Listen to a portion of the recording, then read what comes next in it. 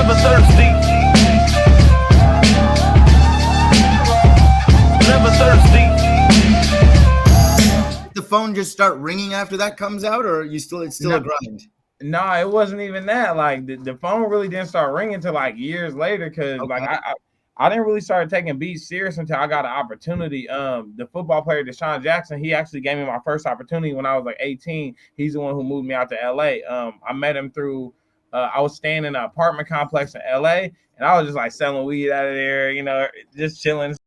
Every time he'll come in and like one of his boys, his cousin, to come in like buy some weed from me or something, I'll be making beats, and he'll just be like, man, these beats is hard. Like my cousin, he played football, he might want to invest into you, he might want to. And I'm thinking they cap you. I'm like, man, I don't know. I don't know him. I'm not even into football, so I really don't even know who Desean Jackson is at the time, but it ended up working out. I linked up with him.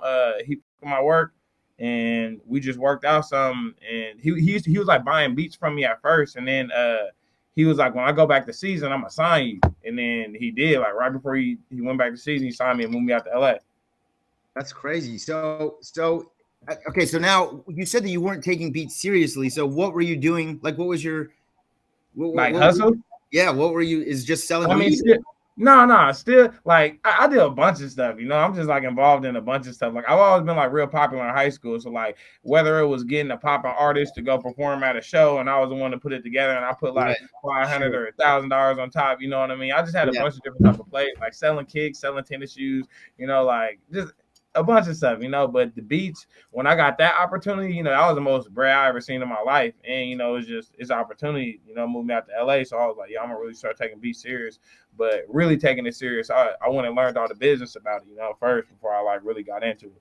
So that hustle mentality that you have, does that's obviously still helps you today, because navigating your way through the music industry has got to be insane, especially now when there's just so much more. There's triple the artists than there used to be. There's so much more out there.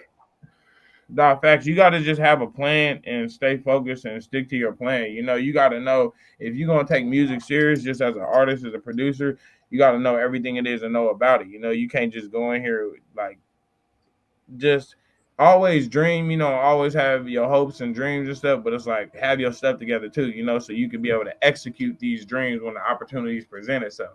Mm-hmm. Yeah. I great advice, brother. Yeah. So let's talk about some of the artists that you've got a chance to collaborate and work with. I know, like, especially during pandemic and stuff like that, and probably before that, a lot of what's going on thanks to technology is that you could have been in Sacramento and sent a track to somebody in Detroit who put something on it and sends it to someone in LA and they jump on. I'm sure a lot of that still exists, but was there like that session where you were the producer, called in, and like some artist that we all know is like in the room, and that's your first time sort of being the big guy on the desk? It's like, what was that session?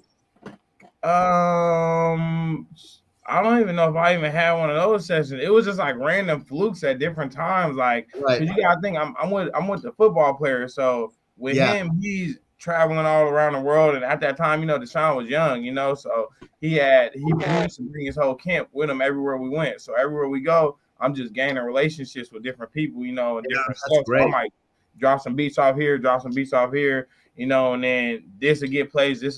So now I got to reach out to my lawyer, get the paperwork done, get this done. I'm just learning the business, trial and error as I go, But the first one that kind of like cracked that made sense to me was I did Bounce for Chris Brown and Migos. And that was at a time when Chris Brown and Migos, like they first met on the tour, on the One Hell of a Night tour. And I was the only like producer like in that circle at the time. So one night we was in the studio and I ended up getting like all of the songs with, like they all got on like 4 or 5 of my beats. Wow, that must have been a crazy night. Yeah, heck yeah. So like, it was through my boy Smoke and my boy Kid Red at the time. They both was working with Chris Brown, so they was like locking me in with them. Like, yo, send us some beats. We in the tour. We on tour. We in the studio. So yeah, I was just sending beats, and I ended up scoring. The song is called Bounce. That one took off, and that's the one that like when my name and my tag start circulating. Right. So how'd you come up with your tag? That's me saying that. I just said it when I was young. Yeah, that's me. I just said it and it just stuck. Why not? If it ain't broke. Yeah, it just kept flowing, So it was cool. That's insane. So you're like Chris Brown and Migos are like jumping on several tracks and you're just like, at the end of that day, are you just like, wow, what's happening?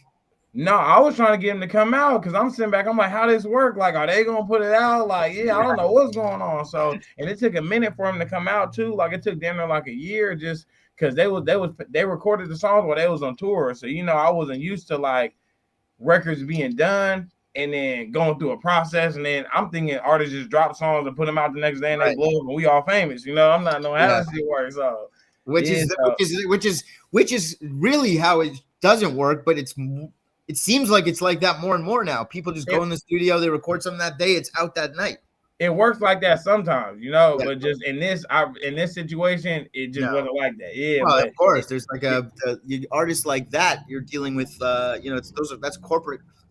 But then also that's when I start learning the business about producers too, because when you start dealing with these bigger artists, you realize that like a lot of producers don't produce for them. So once they start hopping on these records, that's when you got to start dealing with the A&Rs and the managers. It's like, oh, well, who produced this song? Like, is it one of the producers we already worked with? Is it going to be easier? Do we got to do new business? It's like they got to start tapping it with you. So and I'm sure there's like a 70 hands in every pocket also when these things are. No, for sure. I mean, like if you don't got your business together, for sure they're gonna come for you. So you got to just make sure you know what you're talking about. Make sure you got the right people in front of you. Did you have to get taken advantage of to learn that lesson, or did you learn that from just sort of being around and keeping your eyes and ears open?